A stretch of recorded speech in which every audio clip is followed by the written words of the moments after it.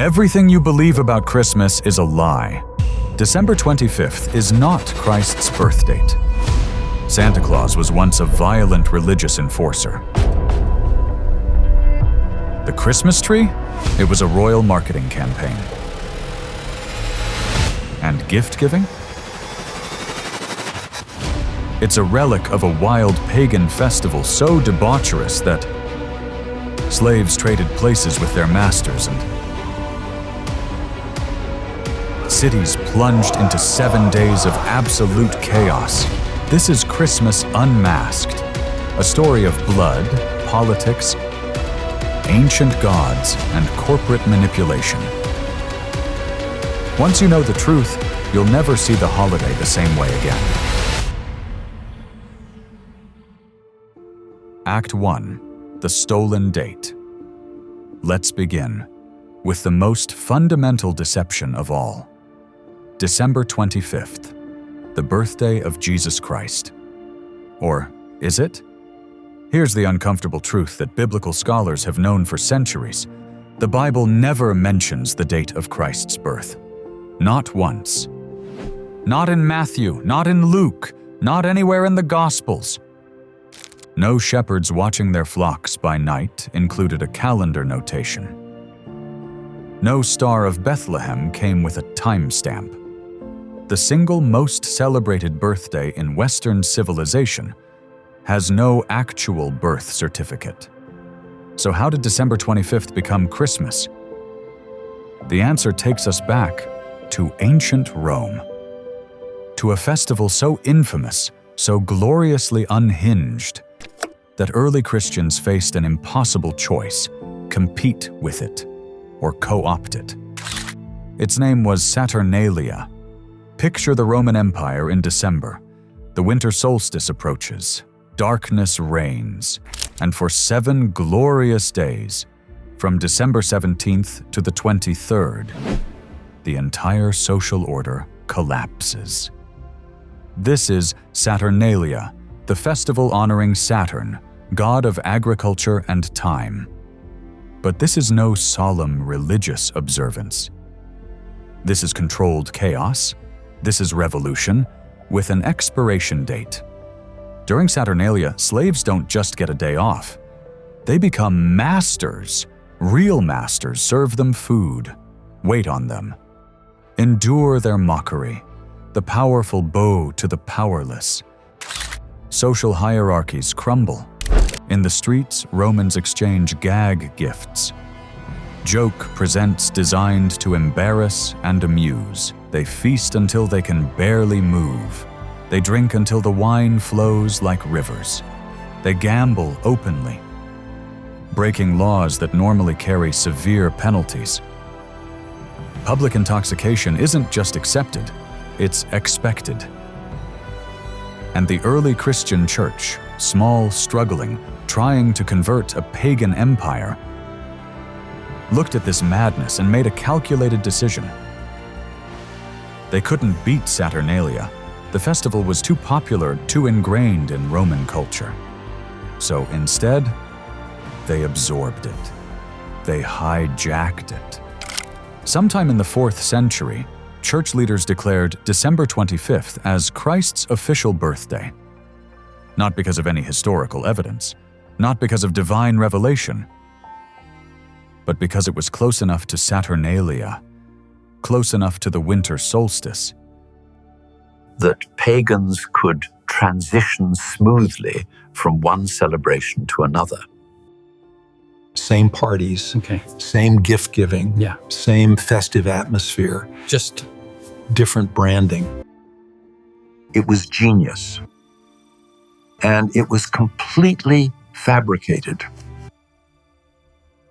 The early church took the wild, wine-soaked energy of Saturnalia, sanitized it, Christianized it, and sold it back to the Roman world as a holy day. The date of Christmas isn't sacred, it's strategic. It's one of the greatest marketing campaigns in human history. And every December 25th, whether you're religious or not, you're celebrating the ghost of Saturnalia. You're participating in a pagan, festival that the church could never quite eliminate, so they simply renamed it the birthday of Christ, born not in Bethlehem, but in the political machinery of 4th century Rome. Act 2. The Violent Saint. Now, let's talk about the man who would become Santa Claus, because this is where things get really interesting. Forget the Coca-Cola Santa, forget the jolly man who slides down chimneys with a bag of toys. The real Nicholas, the historical figure behind the legend, was a 4th century Greek bishop named Nicholas of Myra.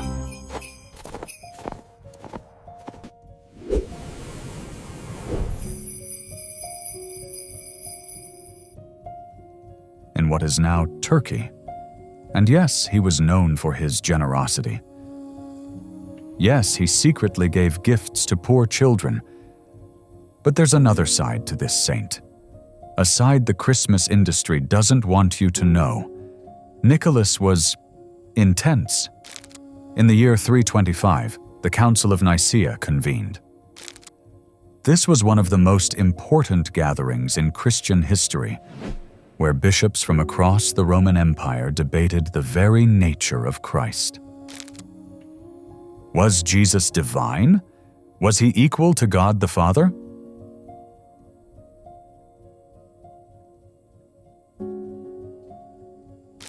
A priest named Arius argued the latter position. And Nicholas, pious, charitable Nicholas, was so enraged by this theological disagreement that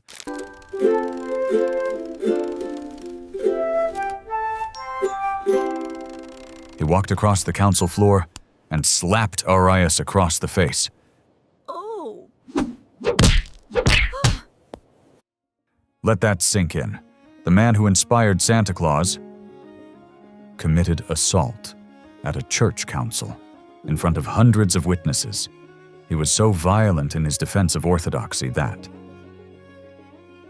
the other bishops temporarily stripped him of his position. The patron saint of children was a religious enforcer willing to use physical violence to defend his beliefs. But that's only half the story of Santa's transformation. Fast forward to the 17th century. Dutch settlers bring Sinterklaas and their version of St. Nicholas to New Amsterdam, later known as New York. The figure evolves. The stern bishop becomes friendlier, more magical. He gains a sleigh, reindeer, a workshop at the North Pole. And then, in the 1930s, Coca-Cola gets involved. Before Coca-Cola's advertising campaign, Santa Claus looked different. Sometimes tall and thin, sometimes stern, sometimes dressed in green or brown. But Coca-Cola wanted a Santa that matched their brand colors, red and white, corporate red and white. So they hired artist Haden Sundblom to create a new image. A rotund, rosy-cheeked grandfather figure in a bright red suit trimmed with white fur. Jolly, harmless, perfect for selling soda. And that image, that corporate creation, became the definitive Santa Claus, the Santa that every mall uses, the Santa that appears in every movie, the Santa that children around the world draw in their Christmas cards. Saint Nicholas of Myra, the violent defender of orthodoxy, the secret gift giver who once struck a heretic in anger, has been transformed by capitalism into an advertising mascot. His image sanitized, his edges smoothed, his complexity erased. The modern Santa Claus is a lie, built on a lie, built on a 4th century bishop who would probably be horrified by what he's become. A man of intense conviction, reduced to a pitchman for soft drinks and consumerism. This is the man who judges whether you've been naughty or nice. This is the man who judges whether you've been naughty or nice. This is the figure who watches you while you sleep. This is Santa Claus. Act 3. The Royal Marketing Scheme. Let's move to another beloved Christmas tradition. The Christmas tree. That evergreen symbol of holiday cheer, decorated with lights and ornaments, standing proud in living rooms across the world. Surely this tradition is ancient. Surely this has deep roots in European history. Wrong. The Christmas tree as we know it is a Victorian marketing phenomenon. And it was popularized by a German prince. Yes, Germanic tribes had winter solstice customs involving evergreen branches. Yes, some Germans had been decorating small trees in their homes for decades. But the Christmas tree didn't become a widespread tradition in England or America until one very specific moment, 1848. Enter Prince Albert of Saxe-Coburg and Gotha, husband of Queen Victoria, German by birth, and desperately homesick for the traditions of his childhood. Albert set up a Christmas tree at Windsor Castle, a full-sized tree decorated in the German style, placed prominently where visitors could see it. And then, the Illustrated London News published an engraving of the royal family gathered around their tree. Queen Victoria, Prince Albert, and their children, looking warm, domestic, and perfectly respectable. The image spread like wildfire. Suddenly, everyone wanted a Christmas tree. If it was good enough for the Queen, it was good enough for the emerging middle class. Within a decade, Christmas trees went from a peculiar German custom to an essential English tradition. Then it crossed the Atlantic. Americans, always eager to emulate British royalty, started erecting trees in their own parlors. This wasn't organic cultural evolution. This was trend-setting by the most famous family in the world. This was royal influence, amplified by mass media, creating a tradition out of thin air, before Prince Albert's tree appeared in that newspaper. Most British and American families had never decorated a Christmas tree. After, it became unthinkable not to have one. One image, one royal endorsement, and an entire tradition was born. The Christmas tree isn't ancient. It isn't timeless. It's a 19th century fad that happened to stick. A German import promoted by a German prince. Mass-produced by an industrial revolution that desperately needed new products to sell. Today, millions of families haul trees into their homes every December. They string lights, hang ornaments, place presents underneath, and they believe they're continuing a tradition that stretches back centuries. They're not. They're participating in a trend that began with one Victorian engraving and one homesick prince who missed his German childhood. The Christmas tree, a symbol manufactured by royalty. Here's a little myth that reveals how we often misunderstand the traditions of Christmas. Consider the term Christmas. You've likely seen it on storefronts, greeting cards, and in ads. Some people complain, saying they're taking Christ out of Christmas altogether. But that perception is actually incorrect. The X in Christmas isn't a secular symbol. It truly represents early Christian symbolism. In Greek, Christ is Christos, spelled Chiristos. Specifically, the very first letter, X, is actually the Greek letter Chi. For many centuries, Christians have consistently used X as a valid abbreviation for Christ. It was never meant to be disrespectful. It was practical. Christmas saved space and resources then. Printers used it in books. It was a mark of literacy, knowledge of Greek, understanding of Christian origins. But somewhere along the way, we forgot. We forgot that Christianity's roots are in the Greek-speaking Eastern Mediterranean. We forgot that early Christians wrote in Greek. We forgot that the X isn't crossing out Christ. It's representing Christ in his original language. And so modern Christians rail against Xmas, not realizing they're attacking one of the oldest Christian abbreviations in existence. They see secularism, where there is actually deep religious history. This is what happens when traditions outlive their context. When symbols lose their meaning, when we become so divorced from our own history that we mistake authenticity for sacrilege. Xmas isn't taking Christ out of Christmas. Xmas is, ironically, one of the more historically Christian terms for the holiday. The people who complain about it are the ones who don't understand their own religion's linguistic heritage. A small correction, but a revealing one. Act 5. The Kiss of Death. Let's venture into darker territory. The custom of kissing under the mistletoe. Romantic, right? Charming. A playful holiday tradition where couples steal a kiss beneath a sprig of greenery. But mistletoe's origins are anything but romantic. This story begins in Norse mythology, with a god named Baldur, Baldur the Beautiful, Baldur the Beloved, son of Odin and Frigg, the most cherished of all the gods. Frigg loved her son so much that she made every object in creation swear an oath never to harm him. Fire promised, water promised, metal promised, stone promised, animals, plants, diseases, all swore they would never hurt Baldur. He became invincible, untouchable.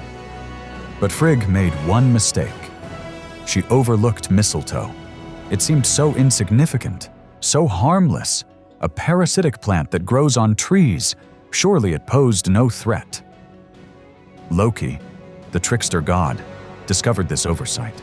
He fashioned an arrow from mistletoe wood. He gave it to Baldur's blind brother, Hödur, and guided Hödur's hand. The arrow flew. It struck Baldur through the heart, and the most beloved of the gods died, killed by the one plant his mother had deemed too harmless to worry about. The Norse gods wept. Frigg's tears became the white berries of the mistletoe. And in her grief, she declared that mistletoe would never again be used as a weapon. From that moment on, anyone who passed beneath mistletoe would exchange a kiss, a gesture of peace, of reconciliation, of love instead of violence. This is the origin of your charming Christmas tradition, not romance, murder, not love, grief, not holiday cheer. A mother's desperate attempt to transform an instrument of death into a symbol of peace. When you kiss under mistletoe, you're participating in a pagan ritual of atonement. You're performing a gesture that was meant to prevent another divine assassination. You're standing where a god fell and pretending it's cute. Mistletoe is poisonous, by the way. Its berries can cause blurred vision, nausea, and cardiac arrest. Even in its decorative form, it remains toxic, dangerous, a reminder that not all Christmas traditions are as innocent as they appear. The kiss under the mistletoe, born from tragedy, commodified into romance, hiding a story of divine murder in plain sight. But the darkness doesn't end here. In part 2, you'll discover why Christmas turkeys walked 3 months to their death, why Jingle Bells was never a Christmas song, why Christians banned Christmas and hunted celebrators in the streets, and why Victorian Christmas cards looked like horror movies. The lies get darker, the secrets get deeper. Part 2 is where it gets really disturbing.